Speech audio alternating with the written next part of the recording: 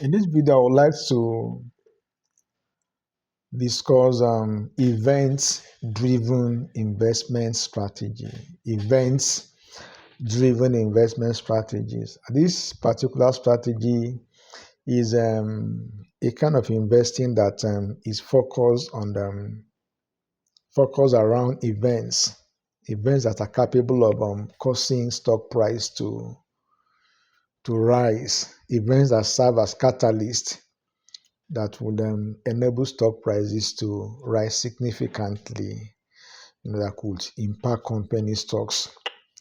So these events typically creates opportunity for investors to profit from the resulting market inefficiencies.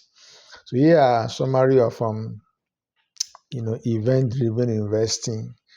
I want to look at the key concepts in this particular strategy. So I want to start from number one. Number one here is the definition of events driven investing. It's a strategy that seeks to profit from market movements triggered by a specific corporate events or situation. Usually whenever events happen around corporation, these events could trigger either a positive or a negative impact on the stock price. So usually events-driven investors, take advantage of these events. Number two is types of events that could actually impact stock prices. Number one is merger and acquisition. Merger and acquisition. Whenever investors, hear about news of a particular company trying to match or acquire another company, they tend to take advantage of that particular event.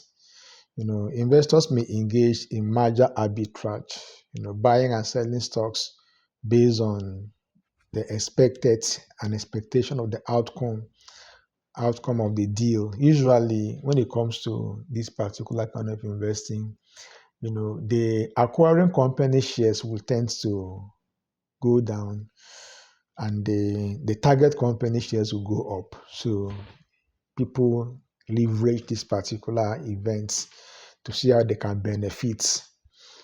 And not only that, if the merger goes as planned, generally the combined company tends to perform very well over time. So investors will benefit from mergers and acquisition. You have corporate restructuring, So investment in companies undergoing restructuring. Sometimes, a company may not be doing well. They need to be restructured to improve profitability. You have spin-offs. In the case where a company sells its subsidiary, you call it spin-offs. You equally have asset sales. A company may, sell its assets, anticipating changes, in stock value as a result of these events. Spin-offs, mergers and acquisitions, and a company selling a major assets. So all these events could impact the stock prices one way or the other. So you have earning announcement. This is the most common. Usually during earning season, companies announce their results almost at the same time. You discover that companies that announce increase in profitability, increase in earnings tend to record upward stock movements. I enjoy this kind of investing so much. That's why usually when I want to buy stocks, I used to wait for. I used to consider the earning calendar.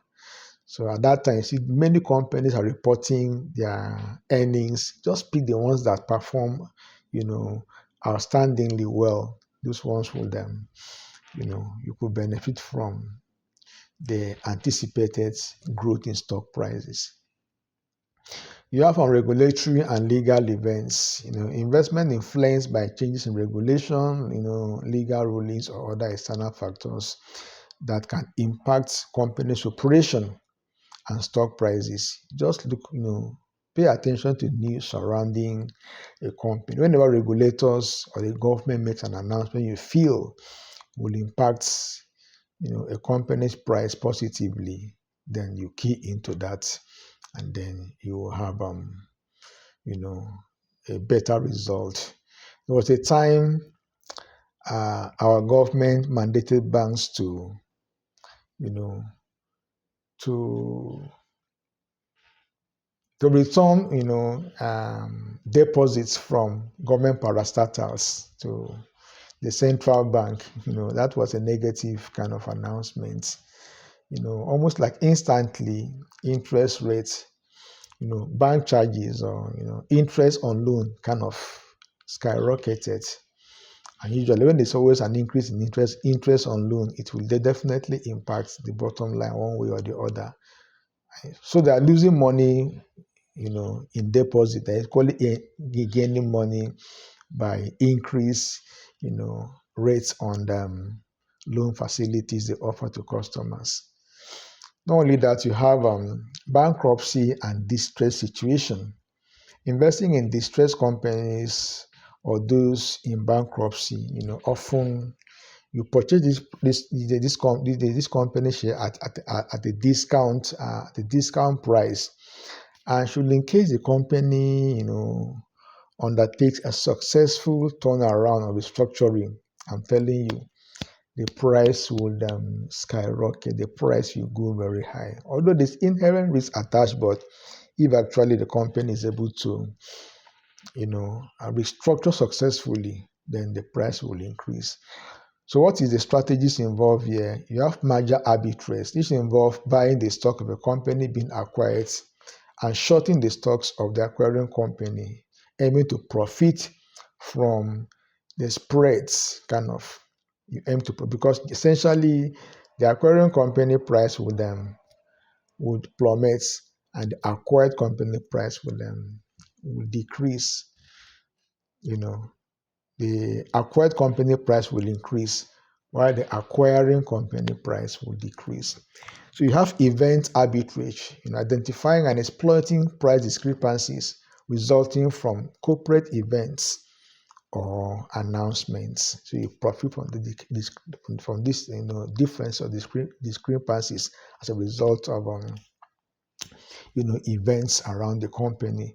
You currently have distress investing in companies facing financial difficulties with the potential for significant returns if the company is successfully restructured or turned around.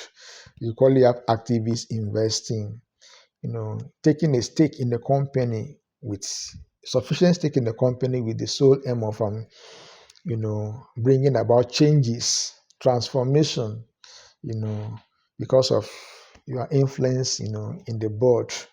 You could, employ strategies that could bring about a turnaround or changes that will unlock shareholder value in the company. So what are the benefits here? Benefit here is opportunistic gain. You make use of opportunities to gain, to obtain returns, potentials for significant profit by capitalizing on market inefficiencies created by corporate events. Equally have diversification. It could provide a means of diversifying your portfolio away from traditional investing.